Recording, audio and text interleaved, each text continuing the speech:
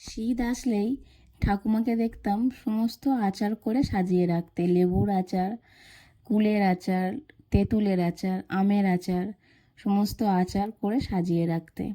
তো এই লেবুর আচারের রেসিপিটাও ঠাকুমার কাছ থেকেই পাওয়া।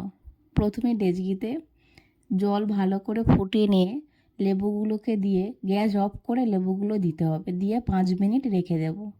তারপর গরম জল থেকে লেবুগুলো তুলে ভালো করে লেবুগুলোর গা মুছে নিয়ে শুকনো করে এক একটা লেবু 8 টুকরো বা 4 টুকরো করে নিয়ে হলুদ মাখিয়ে রোদে দিয়ে দেবো 2 দিনের মতো। 2 থেকে 3 দিনের মতন ভালো করে রোদ খাইয়ে নেব।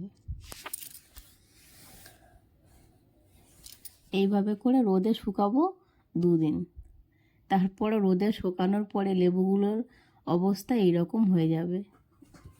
এরপর শুকনো কড়াইতে মেথি, সর্ষে আর শুকনো লঙ্কা, পারলে তোমরা একটু হিংও দিয়ে দিতে পারো, আমার কাছে ছিল না তাই আমি স্কিপ করেছি, ভেজে নিয়ে শিলেতে গুঁড়িয়ে নেব। এবার আমি 1 ইঞ্চি মতো একটু আদা থেতো করে নিয়েছি। এবার ওই গুঁড়ো মশলার মধ্যে একটু নুন দিয়ে লেবুগুলো ভালো করে মাখিয়ে জারে ভরে দেব। তোমরা চাইলে কাঁচের জারেও দিতে পারো, আমার এখানে কাঁচের জার আমার ছিল না তাই আমি প্লাস্টিকের একটা জারে করে নিয়ে লেবুগুলো দিয়ে দিলাম। এবার একটু বেশি পরিমাণে সর্ষের তেল দিতে হবে, দিয়ে জারটাকে 2 সপ্তাহের মতো রোদে শুকাতে হবে। তারপরেই রেডি হয়ে যাবে লেবুর আচার।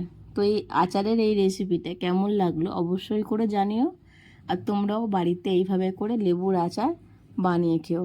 দেখা হচ্ছে আবারও একটা নতুন ভিডিওর সাথে। এখনকার মতো টাটা।